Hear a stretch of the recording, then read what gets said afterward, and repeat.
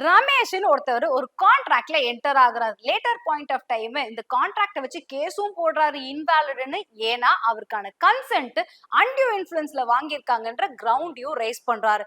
Court என்ன சொல்றாங்க, அதெல்லாம் அன்டியூ இன்ஃப்ளூயன்ஸ்லாம் இல்ல, இட்ஸ் வேலிட் கான்ட்ராக்ட் அப்படின்னு சொல்லி ரமேஷ் அமுச்சு விட்டுறாங்க. இப்ப ரமேஷ் போய் ஒரு புது அட்வொகேட்டை பாக்குறாரு. அட்வொகேட் சொல்றாரு, ஏன் அன்டியூ இன்ஃப்ளூயன்ஸ் எடுத்தீங்க சார்? இப்ப நம்ம கோர்ஷன்னு சொல்லி மாத்தி புது கேஸா நம்ம போடலாம், கண்டிப்பா ஜட்மெண்ட் கிடைக்கும்னு சொல்றாரு. இப்ப இந்த புது கேஸ் மெயின்டனபிளா யோசிச்சு பாருங்க. ரெஸ் ஜுடிகேட்டால ஹிட் அப்படின்னு சொல்லுவீங்க. ஆனா ரெஸ் ஜுடிகேட்டா டாக்டர் அப்ளை ஆகுறதுக்கு ஃபர்ஸ்ட் பார்ட்டி சேமா இருக்கும் இருக்காங்க. ஆனா கொஸ்டின் சப்ஸ்டான்ஷியலி இன் இஷ்யூ சேமாக இருக்கணும். முன்னாடி பாத்தீங்கன்னா அன்டியூ இன்ஃப்ளூயன்ஸ் இருக்கான்ற கொஸ்டின், இப்ப கொஸ்டின் ஆச்சே, வேற வேற கொஸ்டின் ஆச்சே. சோ ரெஸ் ஜுடிகேட்டா அப்ளை ஆகாதே அப்படின்னு திங்க் பண்ணீங்கன்னா புது புது கிரவுண்ட் வர வர புது புது கேஸ் போட்டா எண்டிங் எப்ப இருக்கும்? இதெல்லாம் சமாளிக்கிறதுக்கு தான் ரெஸ் ஜுடிகேட்டாவோட பிரதர் ஒருத்தர் இருக்காரு, கன்ஸ்ட்ரக்டிவ் ரெஸ் ஜுடிகேட்டா.